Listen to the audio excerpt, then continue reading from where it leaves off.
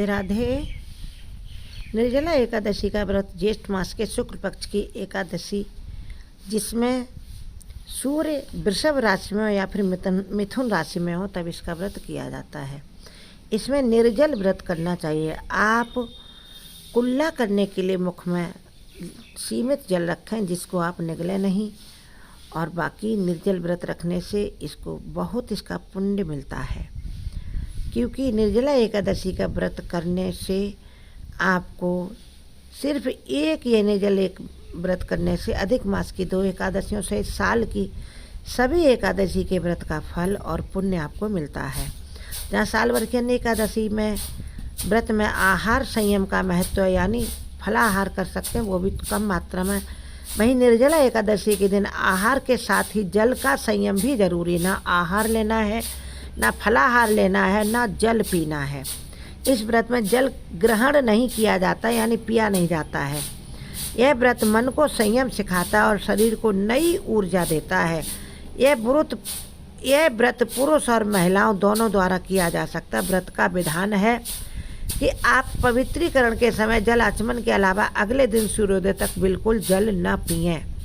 दिन भर कम बोलें और हो सके तो मौन रहने की कोशिश करें। मन ही मन राधे राधे या ओम नमो भगवते वासुदेवाय नाम का जाप करते रहें।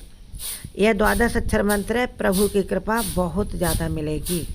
दिन भर सोए नहीं, ब्रह्मचर्य का पालन करें, झूठ ना बोलें, गुस्सा और विवाद भी ना करें, संयम से रहें।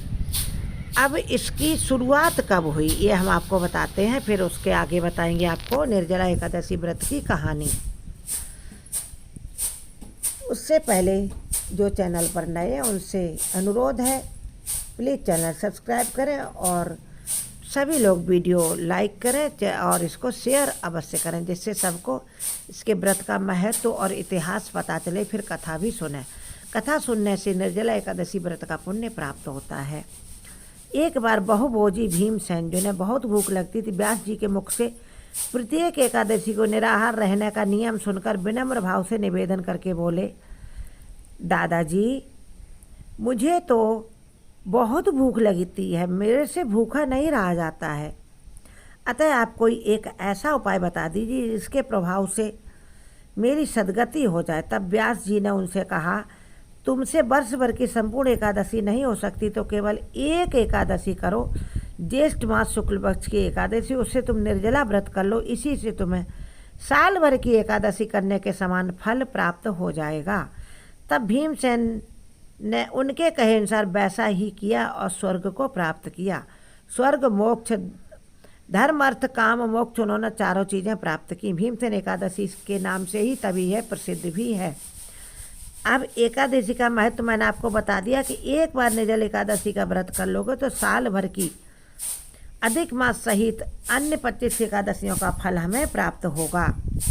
अब सुनिए बहुत ध्यान से व्रत की कथा।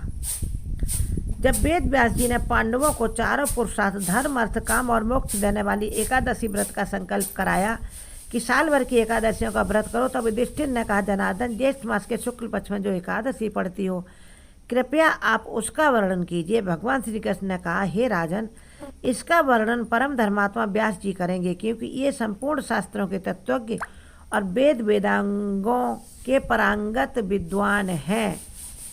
तब वेद व्यास जी कहने लगे, कृष्ण और शुक्ल पक्ष की एकादशी में अन्न खाना वर्जित है। द्वादशी को स्नान करके पवित्र होकर फूलों से भगवान कृष्ण की पूजा करें। फिर पहले ब्राह्मणों को मीठा जल पिलाएं, यानी शरबत वगैरह पिलाएं, फिर उनको भोजन कराएं, अंत में स्वयं भोजन करें। ये सुनकर भीमसेन बोले, परम बुद्धिमान पितामह, मेरी बात सुनिए।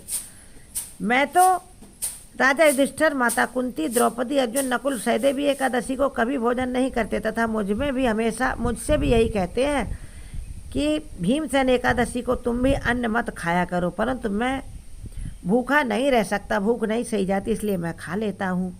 भीमसेन की बात सुनकर व्यास जी ने कहा, यदि तुम नरक को दूषित समझते हो और तुम्हें स्वर्गलोक की प्राप्ति अभीष्ट है तथा धर्म, अर्थ, काम भी चाहिए, तो तुम दोनों पक्ष की एकादशियों के दिन भोजन करना छोड़ दो।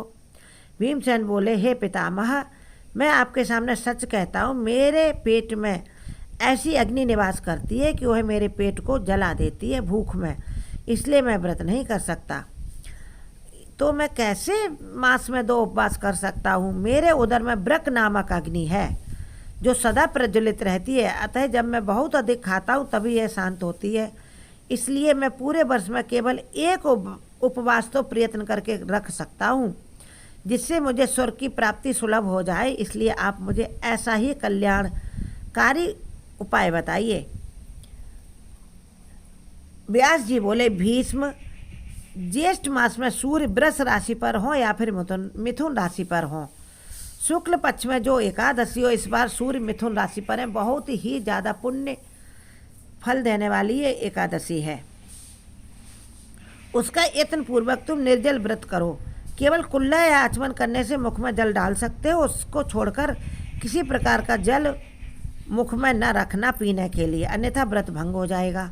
एकादशी को सूर्योदय से लेकर दूसरे दिन के सूर्योदय तक मनुष्य जल का त्याग करे तो यह व्रत पूर्ण होता है। इसके बाद द्वादशी को प्रभात काल में स्नान करके ब्राह्मणों को विधि पूर्वक जल और मीठे जल यानी शरबत को पिलाए और दान करे। इस प्रकार सब कार्य पूरा करके जितेंद्रीय पुरुष ब्राह्मणों के साथ भोजन करे। वर्ष भर में जितनी एकादशियाँ होती हैं उन सब का फल सिर्फ इस एक निर्जला एकादशी से मनुष्य प्राप्त कर लेता है, इसमें तनिक भी संदेह नहीं है। शंख चक्र और गदा धारण करने वाले भगवान केशव ने मुझसे कहा था कि यदि मानव सबको छोड़कर एकमात्र मेरी शरण में आ जाए और एकादशी को निराहार रहे और बिना जल के रहे, इस निर्जल एकादशी को, तो वह सभी पापों से छूट जाता है। हे कुंती नंदन भीष्म, निर्जला एकादशी के दिन तुम इस व्रत को निर्जल व्रत कर लो, उससे तुम्हें पूरी साल भर की एकादशियों का तुम्हारे भाइयों के बराबर और माता कुंती द्रौपदी के बराबर फल मिलेगा। इसको श्री हरि मोक्ष प्रदान करते हैं। इस एकादशी के दिन जो कोई व्रत करता है, जिन्होंने श्री हरि की पूजा और रात्रि में जागरण करते हुए इस निर्जला एकादशी का व्रत किया, उन्होंने अपने साथ ही बीती हुई 100 पीढ़ियों को और आने वाली 100 पीढ़ियों को भगवान वासुदेव के परम धाम में पहुंचा दिया है। इतना अधिक महत्व है इस एकादशी का। निर्जला एकादशी के दिन आप श्रद्धा अनुसार दान करें और जो श्रेष्ठ तथा सुपात्र ब्राह्मण हों उन्हें यह दान करें।